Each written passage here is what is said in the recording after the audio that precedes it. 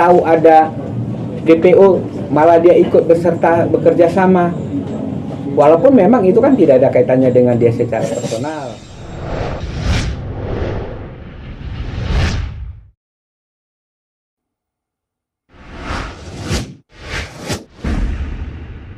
Rekan-rekan pers sekalian, kira-kira kurang lebih itu yang bisa kami sampaikan. Kalau ada tanya jawab sesi, kita persilakan. Terima kasih.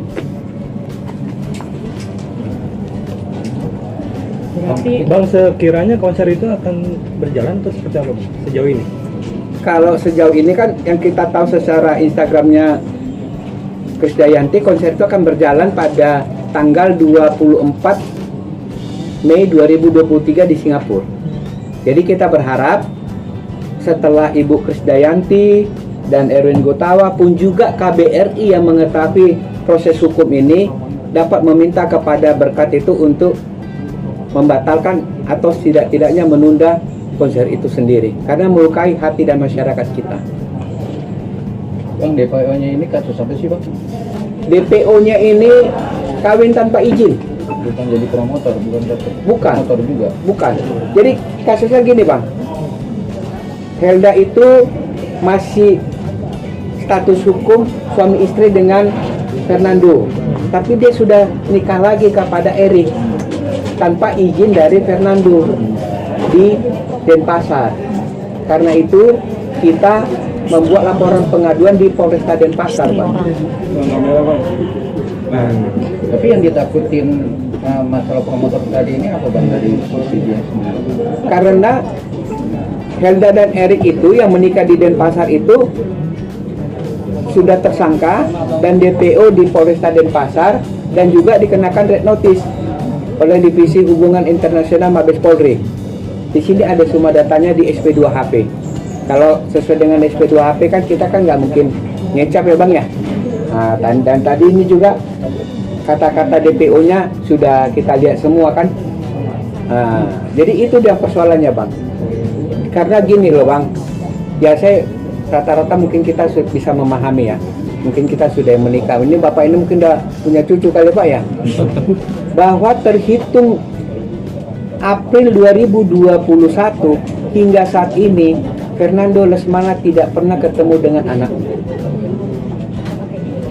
Ketiga anaknya, yang nomor 1, 2 laki-laki, nomor 3 perempuan. Yang kegoncangan jiwa Fernando ketika kami lihat di CCTV ketika pernikahan antara Frederick dengan Helda, anaknya yang umur 3 tahun yang cewek ini yang jadi pagar ayunya. Itulah yang melukai hati dia seorang bapak kan gitu. Harusnya dia bisa mengayomi anak putrinya, tapi kondisinya jadi dia memanfaatkan. Kita nggak tahu apa dasarnya Helda ini anaknya diperankan sebagai pagar ayu pada saat perkawinan itu. Dan kita bisa lihat itu di CCTV. Bang, untuk komunikasi sama KD itu sudah atau belum sebenarnya? Jadi begini, terima kasih atas pertanyaannya. Bahwa ternyata hari Selasa tanggal 2 Mei 2023, kawan-kawan dari suara.com itu sudah menulis surat ini sebetulnya di berita mereka. Oke? Dan informasi di berita itu bahwa KD akan menjelaskan kondisinya gitu loh. Tapi ternyata sampai sekarang KD itu tidak pernah memberikan keterangan penjelasan atas berita ini. Itu yang kita kecewakan.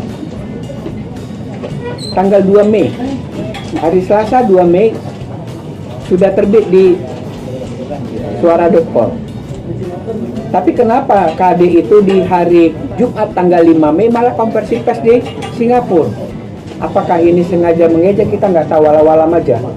Tapi harapan kami memang, yang kami harapkan sebetulnya KD itu nggak tahu. Makanya kita kasih tahu ini, KD-nya mau untuk mengholdnya. Isi dari preskon di Singapura itu apa, Bang?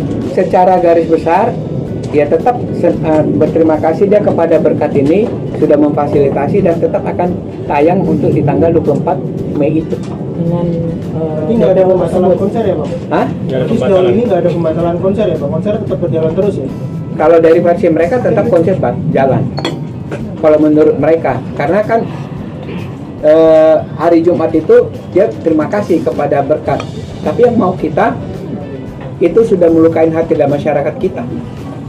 Masa KBRI kita, masa anggota DPR RI kita dari PDIP, dari ini tahu ada DPO malah dia ikut bekerja sama, walaupun memang itu kan tidak ada kaitannya dengan dia secara personal, tetapi secara etika dan moralnya itu kan pasti bersinggungan.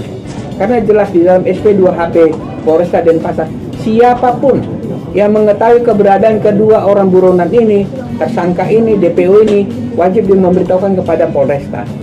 Itu ada di sini.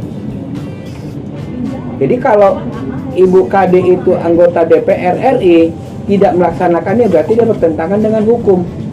Sementara PDIP partainya wong cilik menjunjung hukum, dan hukum jadi panglimanya untuk orang PDIP kan.